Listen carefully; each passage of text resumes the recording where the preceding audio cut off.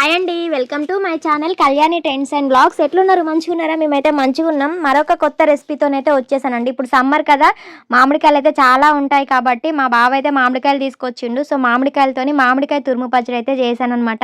Taste అయితే మస్తుంది. ఇన్స్టెంట్గా అప్పటికప్పుడు జల్దీగా ప్రిపేర్ చేసుకొని తినొచ్చు అనమాట. సో ప్రాసెస్ ఏంటనేది వీడియోలోకి వెళ్ళిపోదాం పదండి. ముందుగా నేనైతే ఒక 2-3 మామిడికాయలు తీసుకొని తురిమి పక్కనైతే పెట్టేసుకున్నాను. మనం తురుముకున్న మామిడికాయల్లోకి టేస్ట్‌కి సరిపడా కారం అయితే వేసుకోవాలి. నేను తీసుకున్న మామిడికాయలు పుల్లగా ఉన్నాయి కాబట్టి నేను ఒక 3 చెంచాల కారం అయితే వేసుకుంటున్నాను.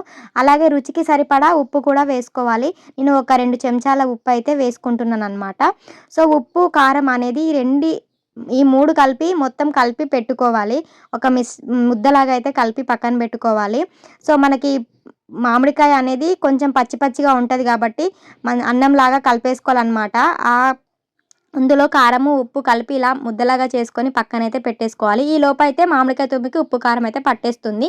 స్టవ్ వెలిగించుకొని గిన్నె పెట్టుకొని గిన్నె వేడైన తర్వాత అందులో మనము పోపుకైతే ఆయిల్ అయితే వేసుకోవాలన్నమాట. కొంచెం ఆయిల్ అయితే వేసుకోవద్దు, కొంచెం ఎక్కువగానే వేసుకోవాలి. ఎందుకంటే పచ్చి మామిడికాయతోని చేస్తున్నాం కాబట్టి, పచ్చడి కాబట్టి ఆయిల్ ఎక్కువగా ఉంటే టేస్ట్ అనేది బాగుంటుంది. సో ఆయిల్ అయితే వేసేసాను. ఆయిల్ కూడా మనకి బాయిలింగ్ అయితే అయిపోతుంది అనమాట. ఆయిల్ హీట్ అయిన తర్వాత ఆవాలు అయితే తీసుకుంటున్నాను. నేనేం మిక్సీ అట్లా ఏం పట్టట్లేదు, జస్ట్ పోపుకి ఆవాలైతే వేసుకున్నాను. సో ఆవాలు చిటపటలాడుతున్న టైంలో కొంచెం జీలకర్ర కూడా వేసుకోవాలి. జీలకర్ర కూడా కొంచెం కలర్ చేంజ్ అవుతున్నాయి అనే టైంలో నేనైతే ముందుగా ఎల్లిపాయలు అయితే పొట్టు తీసి పెట్టుకున్నాను, 15-16 అలా వాటినైతే అందులో వేసాను. అవి కొంచెం చిటపటలాడుతున్న టైంలో ఎండుమిర్చి కూడా వేసుకోవాలి. ఎండుమిర్చి అయితే ఒక 6-7 అయితే వేసుకుంటున్నాను అనమాట. సో ఎండుమిర్చి టేస్ట్ వేసుకుంటే మనకి చూడడానికి బాగుంటుంది.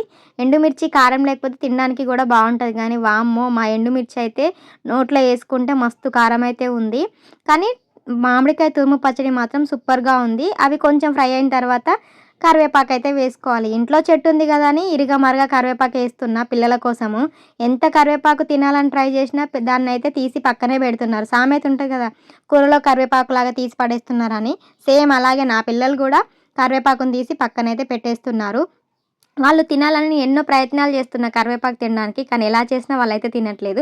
ఫైనల్‌గా పోపు అయితే మనకు రెడీ అయిపోయింది.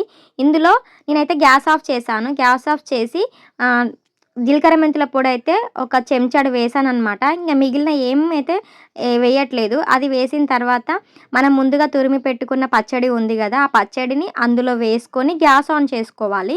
మనం ఆ పచ్చడి అదే మామిడికాయ తురుము కూడా కొంచెం హీట్ అయితే బాగుంటుంది. సో అందులో వేస్తున్నప్పుడే గ్యాస్ అయితే ఆన్ చేశాను. సో అది మొత్తం అందులో వేసుకొని ఆ ఆయిల్ మొత్తం మన మామిడికాయ తురుముకి పట్టేలాగా కలుపుతూ ఉండాలన్నమాట. లాస్ట్‌లో పసుపు అయితే వేశాను. ముందు పసుపు వేయడం మర్చిపోయినా. సో కొంచెం పసుపేస్తే కలర్ బాగుంటుంది కదా అని. మాదైతే కారప్పొడి ఇంకా పట్టించలేదు ఈ సంవత్సరము. పాత కారప్పొడి కాబట్టి కలర్ అయితే రాలేదు. చూడడానికి కూరలాగా ఉంది, కానీ తింటే మాత్రం టేస్ట్ మాత్రం వస్తున్నది.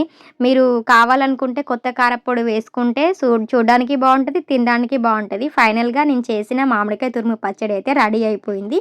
సో ఇంతే అండి. మీకు నచ్చితే మాత్రం ట్రై చేయండి.